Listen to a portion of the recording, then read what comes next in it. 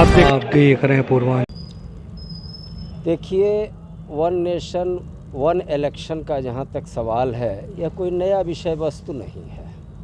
आप लोग तो पत्रकार जगत के हैं और अच्छी तरह से जानते हैं कि 1952 से 67 तक सारे चुनाव एक साथ हुए। लोकसभा विधानसभा के सब चुनाव एक साथ हुए। और आप यह भी जानते हैं, मैं खाली याद दिला रहा हूं कि 1983 में इस पर इलेक्शन कमीशन का भी व्यू आया। और यह नया प्रकरण नहीं है, पुराना प्रकरण है और देश हित में ऐसा होना आवश्यक भी है। कारण कि जब आप हर साल चुनावी मोड में रहेंगे, राजनीतिक दल, नेता, मंत्री, तो उससे जन विकास, देश का विकास, प्रदेश का विकास बाधित होता है और आचार संहिताएं लगती हैं। मोड भी चुनाव का होता है तो उसमें जन कल्याण के कार्य बाधित होते हैं, नंबर एक। और नंबर दूसरी बात यह है, आखिर सारी व्यवस्था तो टैक्स पेयर के दिए गए पैसे पर है और उसके पैसे का दुरुपयोग होता है। बार बार डिप्लॉयमेंट ऑफ फोर्सेज होती है, बार बार मतदाता सूचियां बनती हैं और तमाम जो है अन्य चुनाव के लिए आवश्यक व्यवस्थाएं एक के जगह पर 2 बार 3 बार करनी पड़ती हैं। तो यह देश के लिए मॉनिटरली भी लॉस होता है। यानी आर्थिक और सामाजिक, राष्ट्रीय विकास तीनों दृष्टि से वन नेशन वन इलेक्शन इस देश के लिए आवश्यक है। और नाम तो मैं नहीं बता पा रहा हूँ, आप लोग जानते होंगे दुनिया के कई ऐसे लोकतांत्रिक देश हैं जहाँ यह व्यवस्था चल रही है।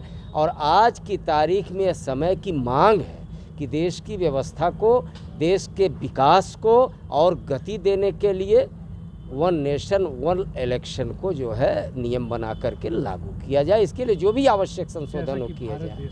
जी जी। तो कैसे संभव व्यवहारिक रूप में किस तरह से आप देखते हैं कि एक साथ सारे पदों का चुनाव हो जाएगा? नहीं, देखें, भारत आपने कहा बहुत बड़ा देश है, इसमें कहीं दो राय नहीं। लेकिन एक व्यवस्था, अगर एक संविधान पूरे भारत को गवर्न कर सकता है तो कोई कारण नहीं कि एक कानून पूरे भारत को गवर्न न करे। आखिर 52 से 67 तक तो चला।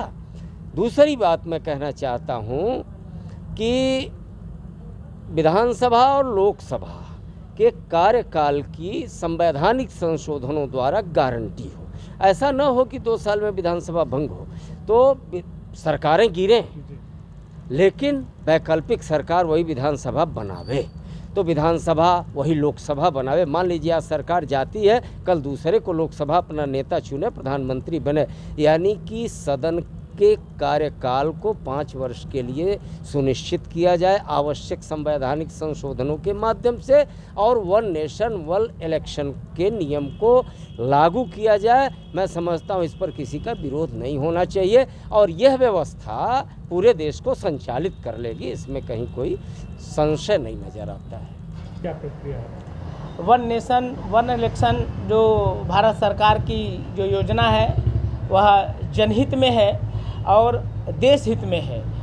उसके कई फायदे हैं जिससे आगे चल को जनता को और सरकार को दोनों को लाभ होने वाला है। ये जो असामयिक चुनाव जो होते हैं, बाई इलेक्शन जो होते हैं, सरकारें बीच बीच में गिर जाती हैं, उन सब में जो जनता का जो अनावश्यक धन खर्च होता है, पहले तो उस धन पर रोक लगेगी और एक साथ चुनाव होने से देश में एक अच्छा संदेश जाएगा। एक साथ सरकारें और जनता को चुनने का एक साथ अवसर मिलेगा। राज्यों की विधानसभाओं में, केंद्र सरकार में और जो ग्राम पंचायत हैं, नगर निगम है, महापौर, यानी जितने भी इलेक्शन भारत में होते हैं उन सबको मिलाकर के एक election, one nation one election, ये कहीं से बेकार नहीं है, संसद के और भारत के और जनता के हित में है। जैसा आपने कहा कि बाई इलेक्शन, तो वन इलेक्शन में क्या बाई इलेक्शन नहीं होंगे? जब कहीं कहीं सरकार गिर जाएगी, कोई विधायक मर जाएगा, कोई इस तरह की घटनाएं, सांसद,